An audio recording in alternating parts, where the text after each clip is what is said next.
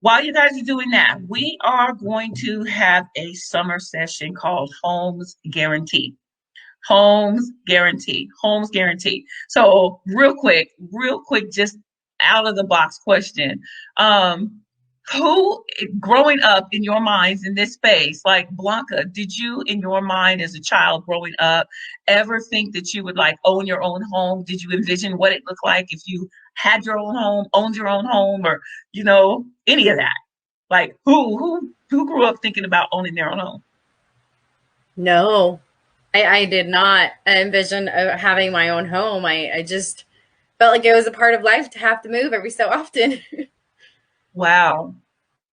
And how often do you remember moving, Blanca, if you don't mind me asking?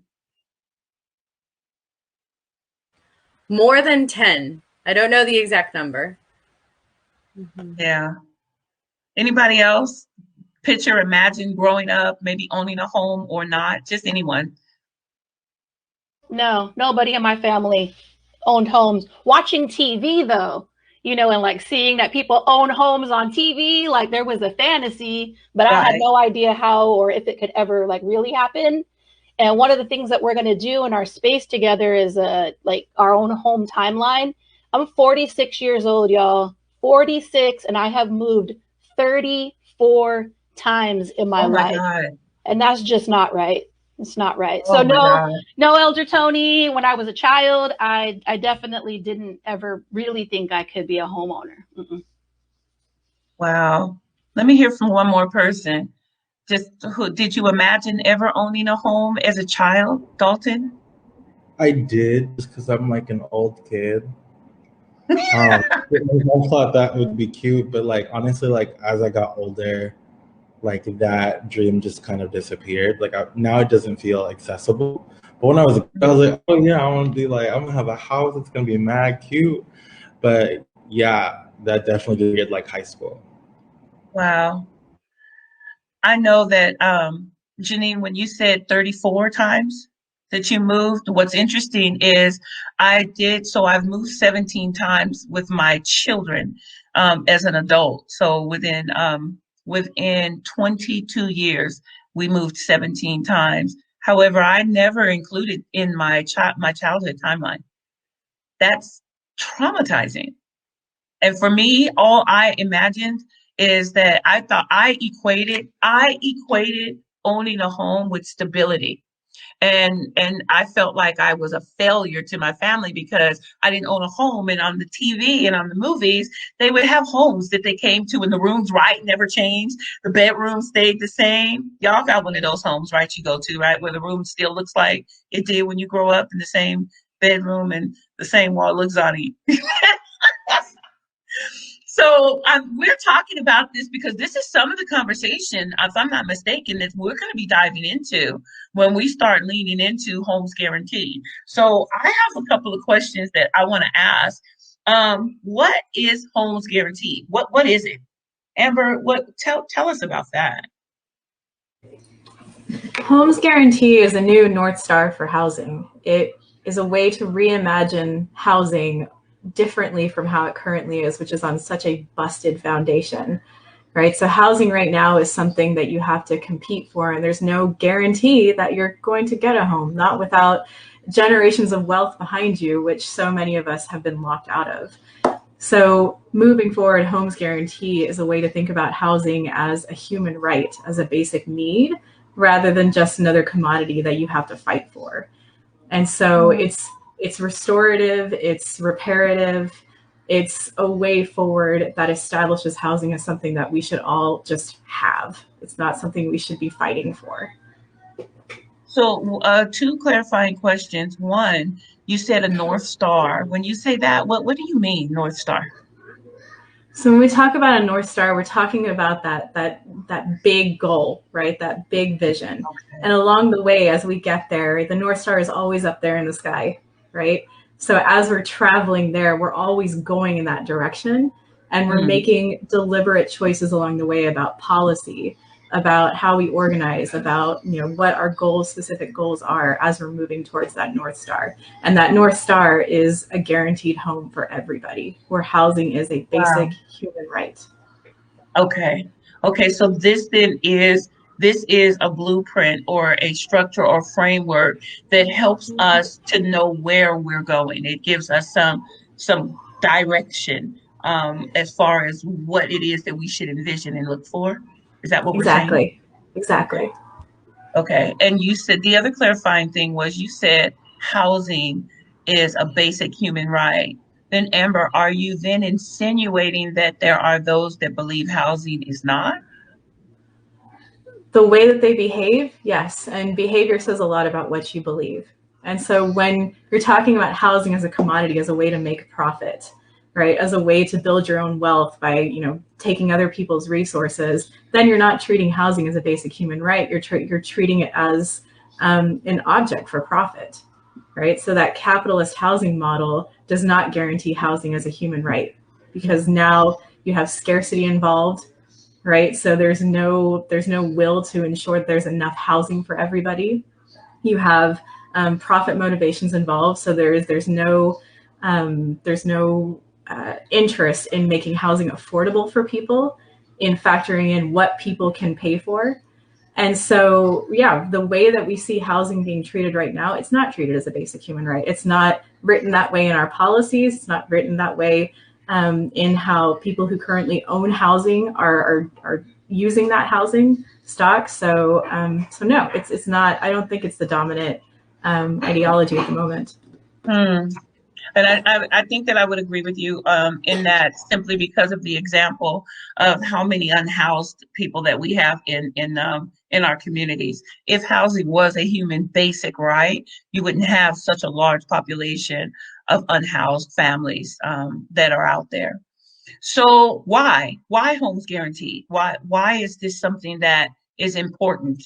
Alex, can you share with us why?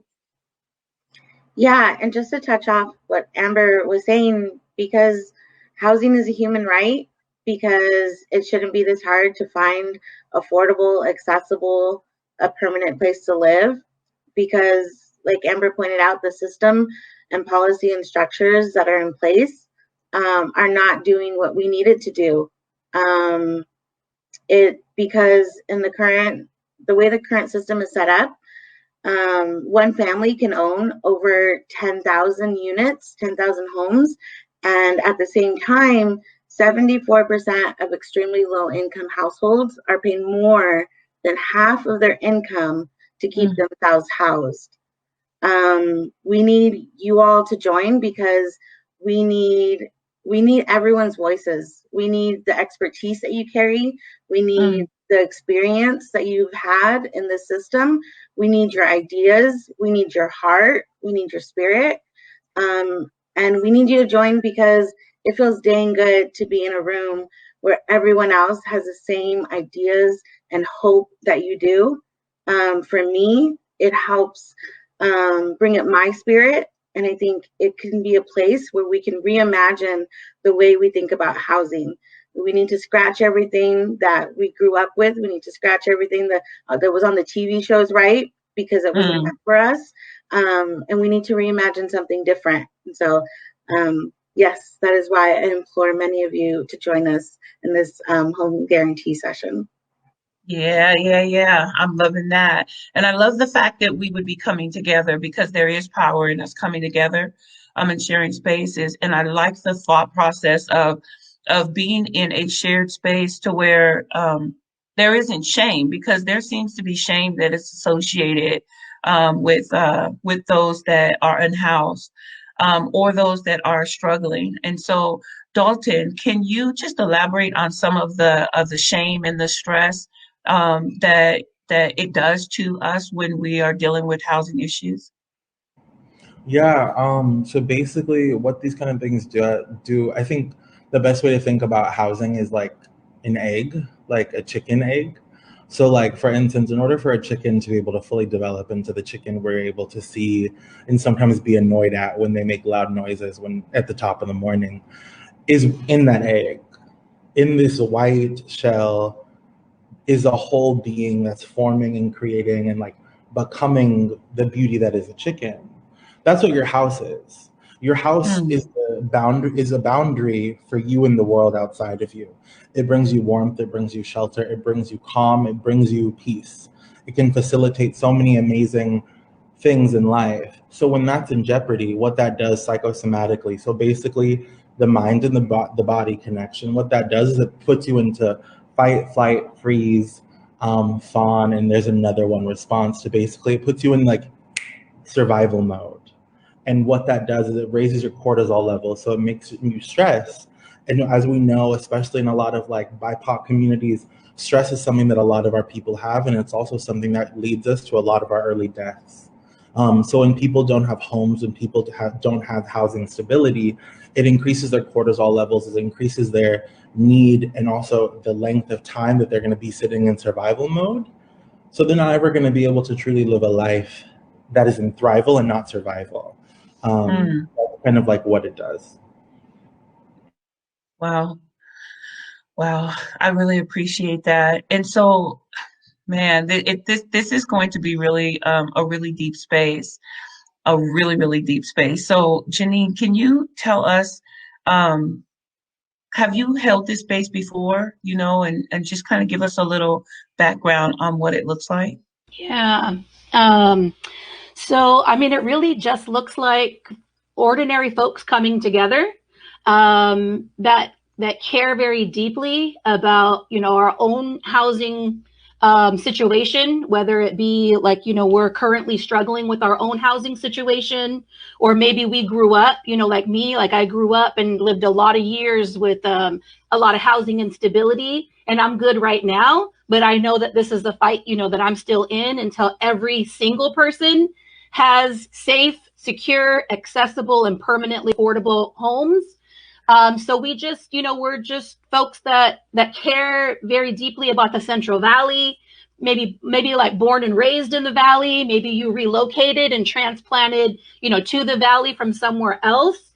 And we come together, we learn about once a week, or actually, excuse me, we're going to be coming together bi-weekly, right? So we come together, we build community, we connect with one another, check on each other.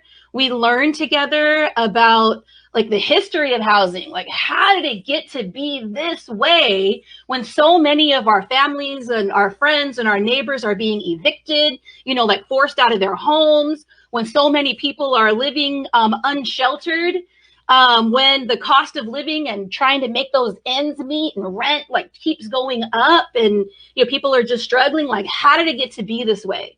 So we unpack and we talk through like this long history of housing and how it got to be like this. Every single time when we come together, we're sharing story. I saw Jessica. Jessica is an amazing, courageous resident and a leader in Fresno, and a mother, and who is just, working to create like safe and stable and secure housing for her family. So I saw Jessica's there. She's joining us again. So we're learning, we're sharing our stories, right? Jessica said, like, don't be afraid to share your story. So that's another thing that we're doing. We're learning more deeply about our own housing story and how it like connects to things like job opportunities, and how our housing like connects to like our education opportunities. And like just those like interconnections by sharing, sharing story in that space. And then the other thing that we do when we meet up is we learn about the homes guarantee. We learn about like another way is possible. We learn more deeply about all these different like pieces. You said, Elder Tony, it's a blueprint. So it is a blueprint, and there's all these different facets. It's this holistic framework for how we can transform our housing. And so we learn about and unpack that together. And then we put action plans together. Like we take action on what we're learning. And it's all like co-collaborative. Everybody in that space is co-learning, co-thinking, and creating action plans and carrying them out together. Wow. Okay. So with that, then, Anthony, when you imagine people that are registering, who are the people that you imagine registering for this? Who do you think should be in this space? One thing that I would say that I would emphasize for folks to be in this space, because I often think that, when it comes to, for example, city government or city officials, or even just any type of housing narrative, I think the people who are closest to the pain are often left out of these conversations and these spaces. So when I think of the people that I would like to see in this space, it would be the people closest to the issues related to housing, people who've experienced homelessness, people who've experienced eviction, people who've experienced in general housing insecurity. Those are the folks who I imagine being a part of this space, because those are the experts in this realm of housing. So Blanca, can you tell us how can people register if they're interested? Yeah. I'm happy to share that we are going to be meeting starting on the 15th. So starting next Tuesday, we'll be starting our first session. And the way that you can join us is by visiting. I'm going to drop the link here, but you can register. Oh, thank you so much, Amber. There we go.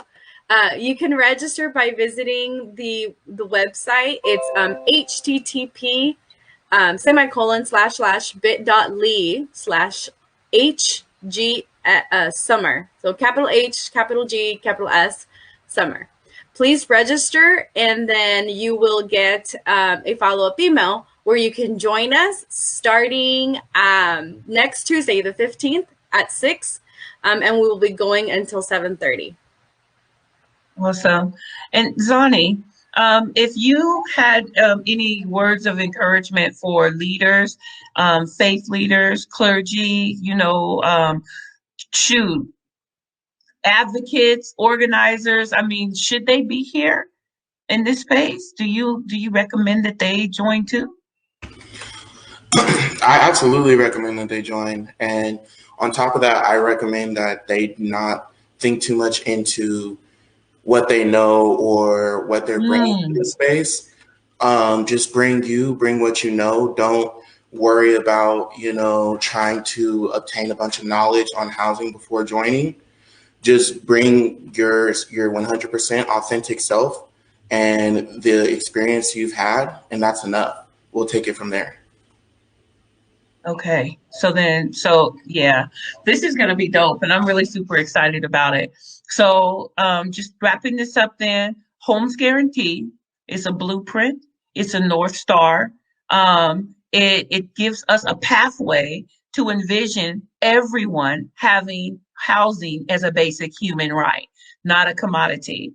That housing is the protective shell that we are supposed to have in order to develop and grow, as Dalton was illustrating. Housing is something that youth and teenagers and adults and leaders and everyone needs to come. And housing is something to where folks that you may think that you know about it, and you may think that you know people's stories, but leaders often need to sometimes come into a space open and teachable, ready to learn, in order to experience what others are going through. So this is a place where we get to co-create, where we get to teach each other and learn together. And we get to create a plan for how we're going to implement change in our individual and collective communities surrounding the housing issues. So at this point, I'm loving it. I'm excited about it. You need to register. We've dropped it in the chat. I will drop it again in the chat.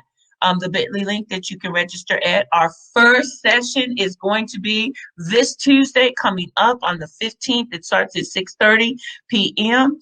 We will remind you, we're going to be sharing this information over and over again. We ask that you share this video, that you share the information, share the flyers, spread the word. Homes Guaranteed. You need to show up in order to ensure that everyone has access to housing.